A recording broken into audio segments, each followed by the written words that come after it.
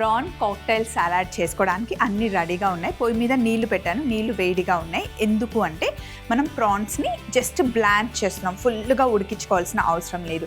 ఏ salad చేసినా సరే fully 100% cooked ఉండదు, కొంచెం కచ్చా పచ్చాగా కుక్ చేసుకోవాలి కరెక్ట్గా చెప్పాలి అంటే. ఇప్పుడు ఇందులో కొంచెం నేను వెనిగర్ వేస్తున్నాను, కాస్త ఎక్కువే.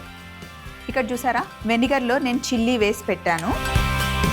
ఎందుకు అంటే ఇది సెట్ కదా, ఇందులో నూనె ఉంటుంది, ఇందులో వెనిగర్ ఉంటుంది. సడన్గా తెలియకుండా వేసేస్తాం కదా, ఇందులో మిర్చి వేసి పెట్టేస్తే వెనిగర్ ఏది మనకి ఆయిల్ ఏది క్లియర్గా తెలుస్తుంది. అంతేకాకుండా ఇది చిల్లీ వెనిగర్ కూడా అవుతుంది. వెనిగర్లో చిల్లీని నానబెట్టామనుకోండి, పచ్చిమిర్చిని నానబెడితే ఆ ఫ్లేవర్ యాడ్ అయ్యి చిల్లీ వెనిగర్ చాలా బాగుంటుంది. అన్ని కూరల్లో హ్యాపీగా మనం వాడుకోవచ్చు. ఇందులో వెనిగర్ వేసాను. ఇప్పుడు ఉప్పు కూడా వేసేస్తున్నా. ఇలా నీళ్ళు బాగా వేడెక్కిన తర్వాత ఇప్పుడు ఇందులో రొయ్యలు వేసేద్దాం. వెనిగర్ వేయడం వల్ల రొయ్యల్లో ఉన్న నీచు వాసన అంటాం కదా, అది పోతుంది. సో ఇందులో వేసి ఒక్క ఉడుకు వచ్చిన తర్వాత తీసి పక్కన పెట్టుకోవడమే. ఒక ప్లేట్ తీసుకుందాం. ఇక్కడ ఒక ప్లేట్ పెట్టుకున్నాను. అండ్ ఇక్కడ చూడండి, ఇవి చిల్డ్ వాటర్ అనమాట. ఒకసారి ప్రాన్స్ బ్లాంచ్ చేసిన తర్వాత డైరెక్ట్గా నేను చల్ల నీళ్ళలో వేసేస్తున్నా.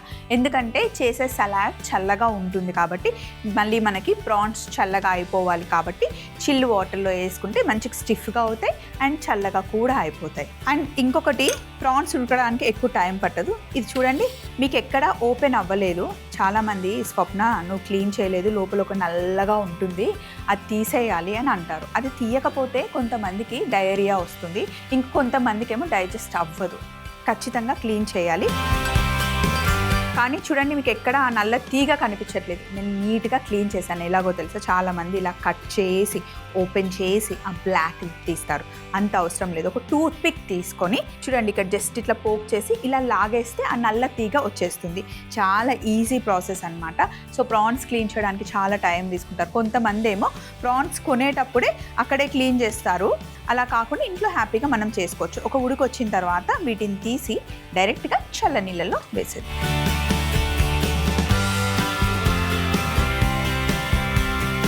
ప్రాన్స్ని చాలామంది ఎక్కువసేపు ఉడకబెడతారు. ప్రాన్స్ని ఎక్కువసేపు అవసరం లేదండి.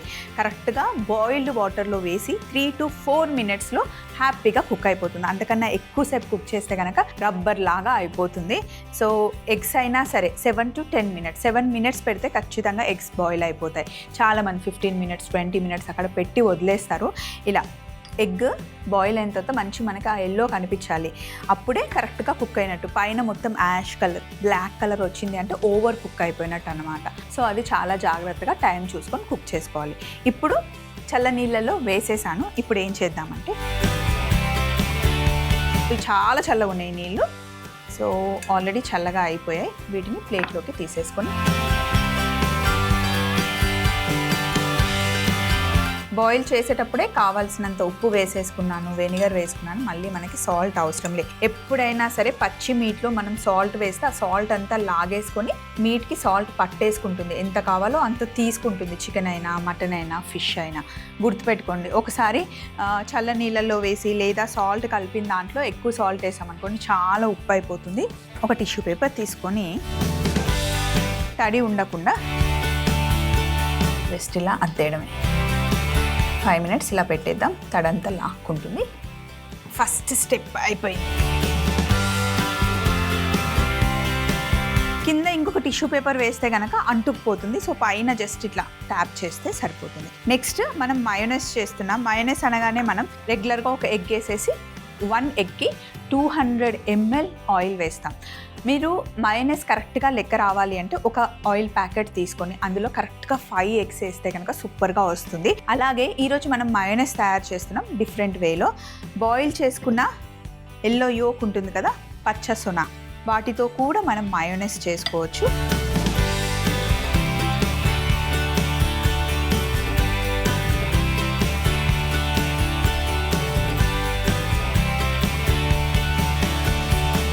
వీటిని లూజ్ చేసేయాలి.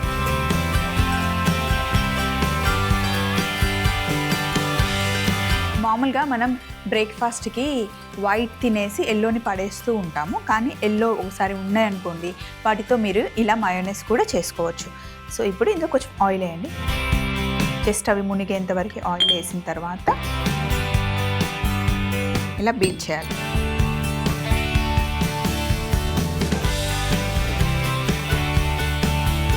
ఇలా చక్కగా వచ్చేస్తుంది. మామూలుగా డైరెక్ట్గా ఎగ్ వేస్తే ఇంత ఎల్లోయిష్ ఉండదు. ఇక్కడ ఎగ్స్ ఉన్నాయి, బాయిల్ చేసిన ఎగ్స్. ఎల్లో ఏమో ఇక్కడ వాడాము కదా, వైట్ ఏమో మనం గ్రేట్ చేసుకున్నాం.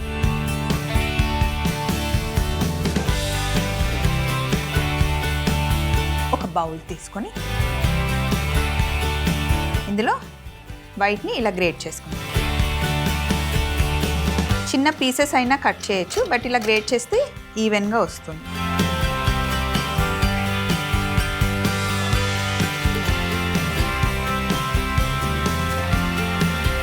చిల్లీ సాస్, టమాటో కెచప్,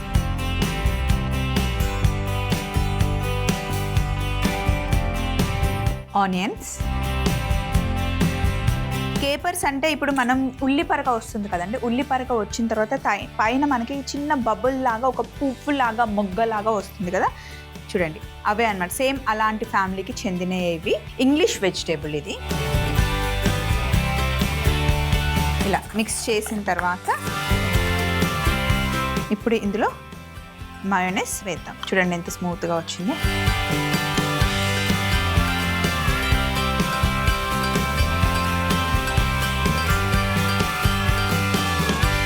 ఇంత మనకు అవసరం లేదు, సో కొంచెం తీసి పక్కన పెట్టేసుకుందాం. కావాలి అంటే యాడ్ చేసుకోవచ్చు, బట్ ఎక్కువ అయిపోతే మళ్ళీ మనకు కష్టం కాబట్టి. ఈ సాస్ మంచి పింక్ కలర్లో ఉంటుంది, దీన్ని కాక్టైల్ సాస్ అంటారు. ఇప్పుడు చక్కగా స్నానం చేయించి ఒళ్ళు తుడిచిన ప్రాన్స్, బ్లాంచ్ చేసిన ప్రాన్స్, వీటిని ఇందులో వేసేద్దాం.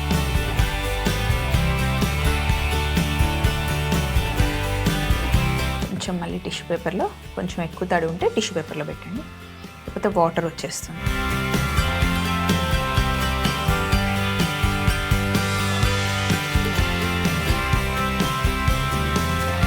ఒక 4 మటుకి గార్నిష్కి పక్కన పెట్టేసి మిగతావి ఇందులో వేసేద్దాం.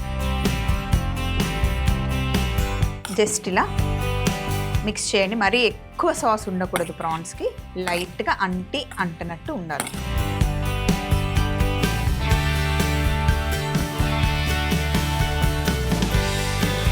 దీంట్లో ఒక పించ్ సాల్ట్ వేసుకోవాలి. జస్ట్ మిక్స్ చేశాక ఫైనల్ బౌల్లో ఫస్ట్ లెట్యూస్ పెట్టుకోండి. ఇలా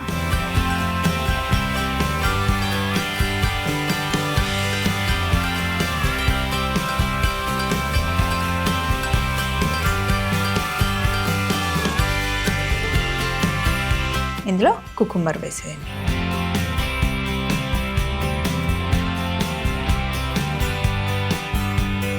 ప్రాన్ కాక్టైల్ సలాడ్.